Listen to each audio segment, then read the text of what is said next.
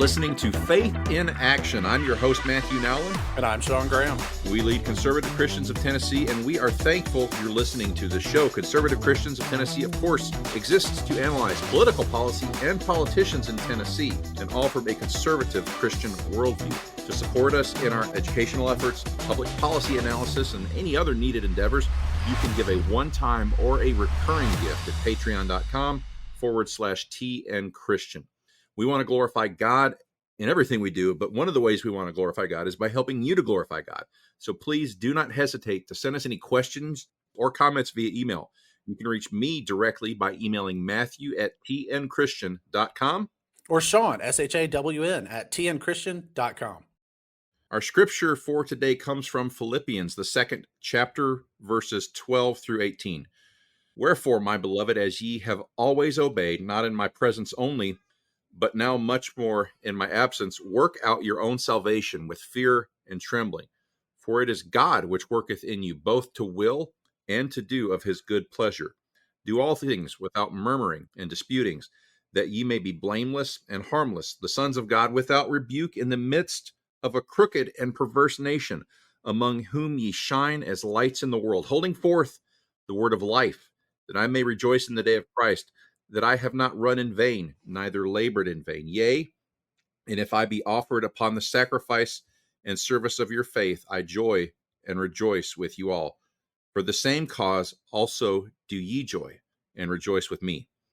Today we're welcoming back our friend Brandon Lewis to talk with us about the latest goings on in Tennessee. He's no stranger to conservative politics and has worked on U.S. Senate, U.S. House, state and local races in Tennessee as a paid political and fundraising consultant.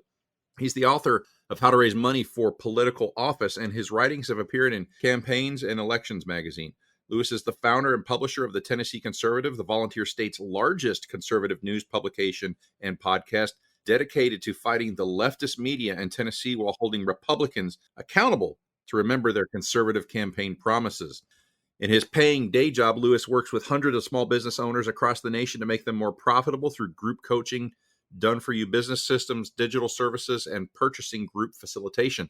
In his free time, Lewis enjoys camping, physical fitness, music, friendship, and attending Calvary Chapel. He is married to his wife, Kristen, and has 2 girls. Welcome back to Faith in Action, Brandon. I'm glad to be here. Man, Tennessee is broken politically, and it's showing in a lot of areas right now. We're riding a wave of good things, I think, in many ways that have happened in years past. And in other ways, we're riding a wave of terrible things happening in other states. One of those broken areas, it's immigration in general. You're having an immigration-focused rally coming up in Nashville that we want to talk about. But before we get to that, Tennessee is not a border state, but we have an illegal immigration problem. How has illegal immigration gotten to the point in a state that used to have many sheriff's departments participating in ICE 287G programs that allowed them to act on behalf of our federal government as immigration control officers? How is it so broken in Tennessee now? Well, thank you for having me on, guys. I appreciate what you do. Christians want to sit on the couch in many cases and put their wallets in places that they should not be. And we have got to get our pastors, we've got to get Christians in the state of Tennessee and all over the nation back engaged in culture and politics. But all through the scriptures, you see these prophets speaking truth to power in uncomfortable situations. And this kumbaya, there was only ever gentle Jesus. He never said a harsh word. It's just untrue. It's pervasive in the American church. And I'm so glad that y'all do what you do, because we need more Christians to be engaged. They think politics is a dirty word. It shouldn't be in church. But what happens when the flock is not informed? That's right. The flock can be led astray. And so the shepherd's job is to educate, nourish, and build up the church. And so thank you for doing what you're doing in this civics and culture arena. Now that I'm done giving my mini sermon on my disappointments with the American church, let us move on to how everything's broken. Well, I'll make really one fundamental point. We did a study that is called the Follow the Money Report, where we discovered, what confirmed my gut instincts, and that is 90% of Republican leadership campaign contributions in Tennessee comes from outside their district and from special interests that are almost always left-leaning. Money is a corrupting influence. Ask Judas. Many of the folks that go up to Nashville They start off conservative, but they want to climb the rung of power.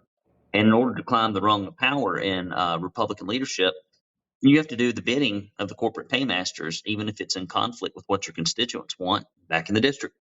And so that's what they commonly do to get power and influence. And out of sheer laziness from fundraising efforts back in their own district, they start depending on these political action committees. That's what I used to refer to as PAC welfare.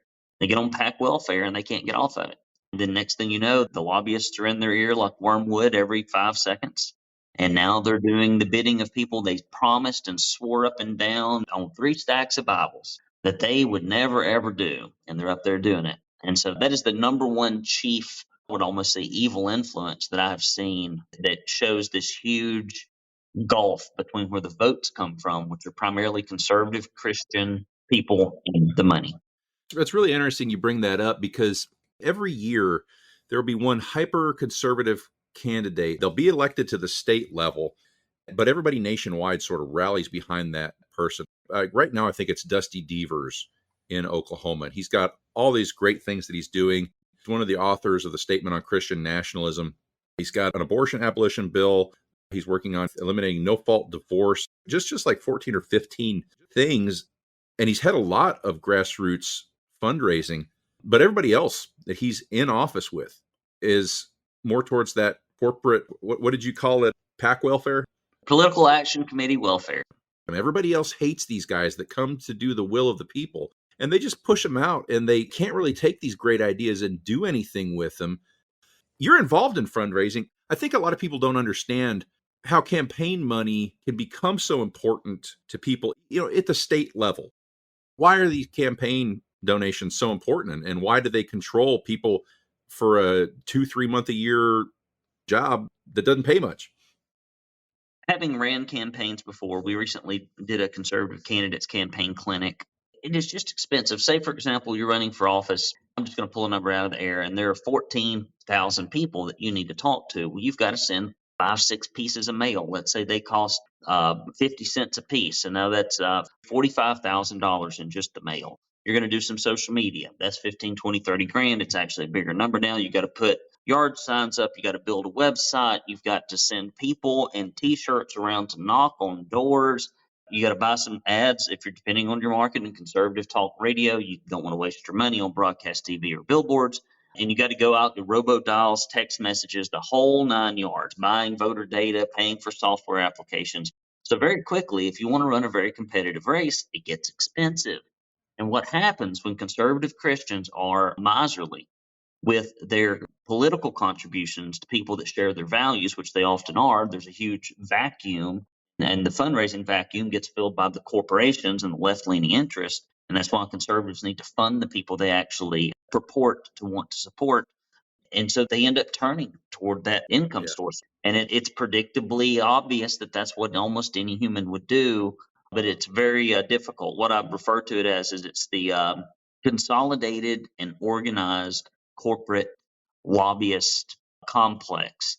They're organized, right? There's not a bunch of them, but they got a bunch of money, and they're there all day, every day, both in the campaign checkbook and lobbying.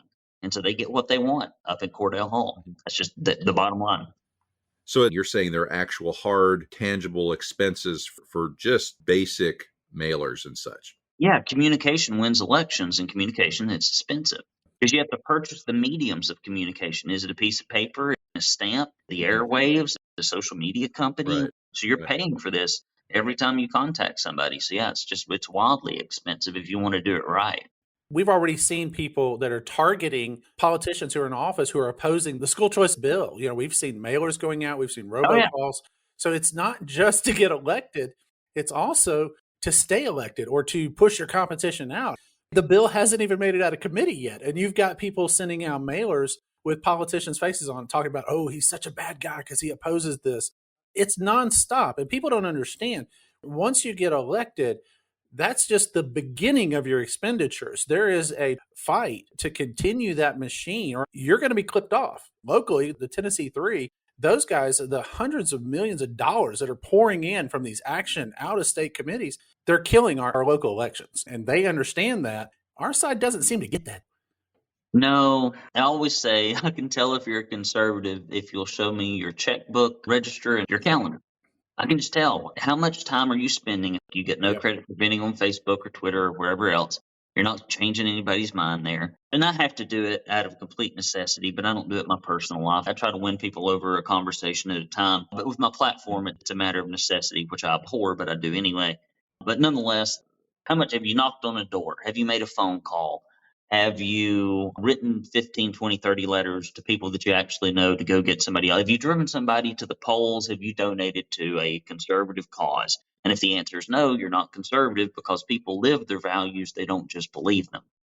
Yeah, and are conservatives cheap or scared about being doxxed and targeted by leftists? We don't go after leftists for their campaign donation. Conservatives are surprisingly tolerant. Leftist commies don't care. Are we scared of leftist harassment, or are we cheap?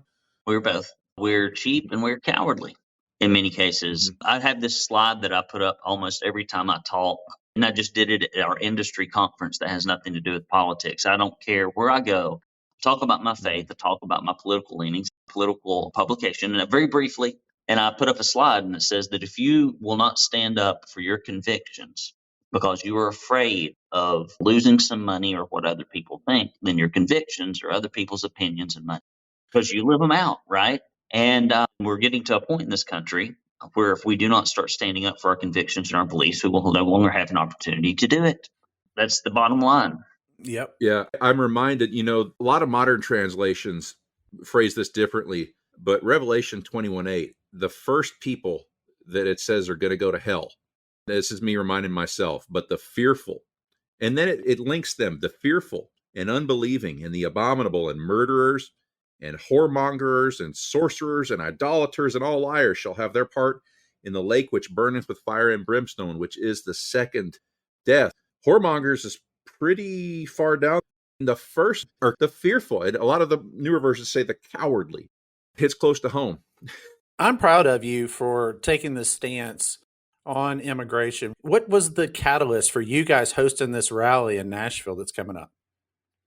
Oh, insanity. It's just pure, unadulterated insanity. It's just like one was on the Market Street Bridge in 2020, being lambasted by the Chattanooga Times Free Press and all of our local media stations.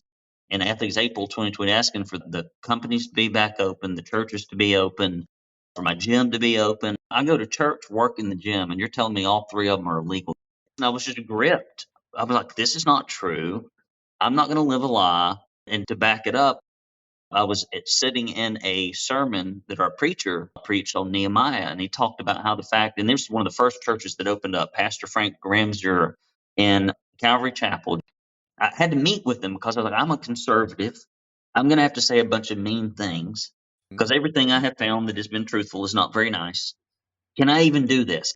I ran campaigns, but I'm like, this is going to be even worse than that. And yes, you have to tell the truth. But nonetheless, back to the illegal immigration thing. When we survey, I often say that I'm just a tuning fork or a megaphone for the average GOP primary voter in the state of Tennessee, the 304 and 404, not the people that just come out for the presidential, but the people that show up every time there's a dang election. And you list like 10 things and you ask them, what is the number one issue you are the most concerned about in a legislative survey? Illegal immigration beats everything out, 3-1, 4-1, 5-1. Wow.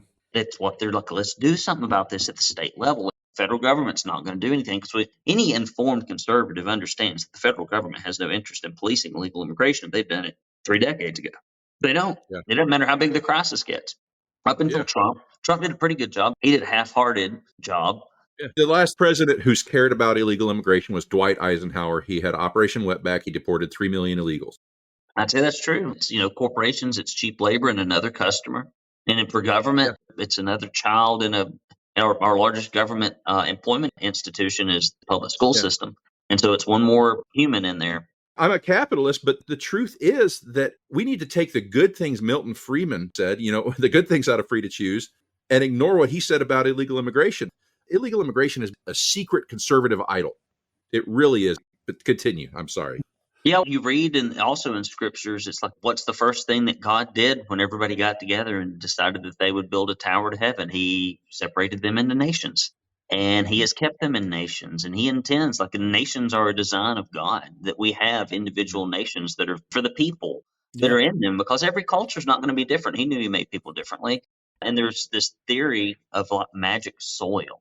Like, if somebody just comes on our soil, they will immediately adopt Yeah. our values, our work ethic, what little of it is left in America.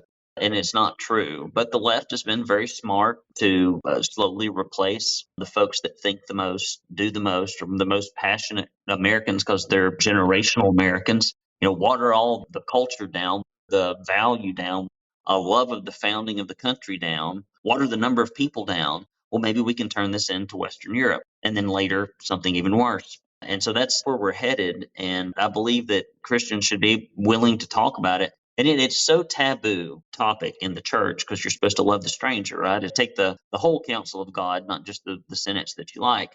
I didn't even tell our church civics and culture people about it when I started doing it, because I'm like, I don't know if I want to get involved in all this.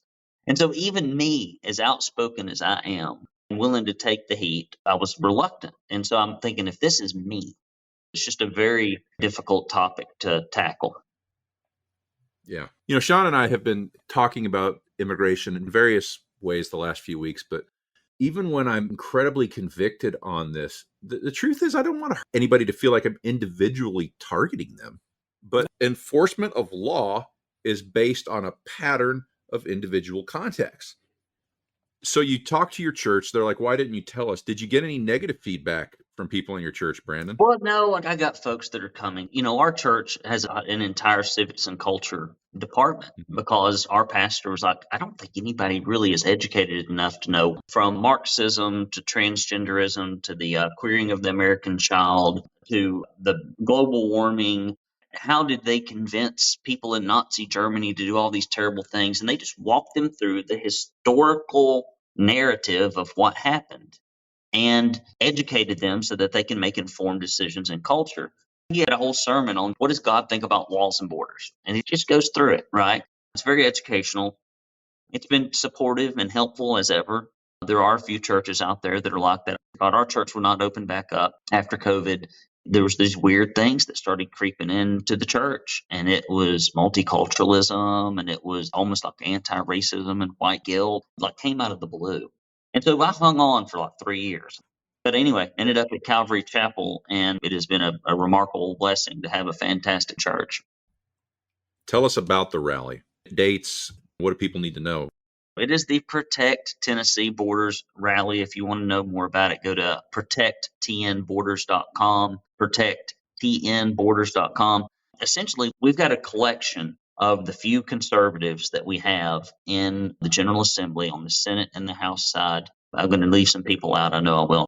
Senator Mark Pody, Senator Janice Bowling, Representative Gino Bolso, Representative Jody Barrett, Chris Spencer, who's running for Senate, a friend of mine whose name is Steve Abramowitz, who I like from the Mill Creek Views. He's a great supporter, very passionate. If I'd had the energy Steve had, I would be able to do a lot more. And so us, and then we've got a speaker from Moms for Liberty. We may have a few more folks pop in there.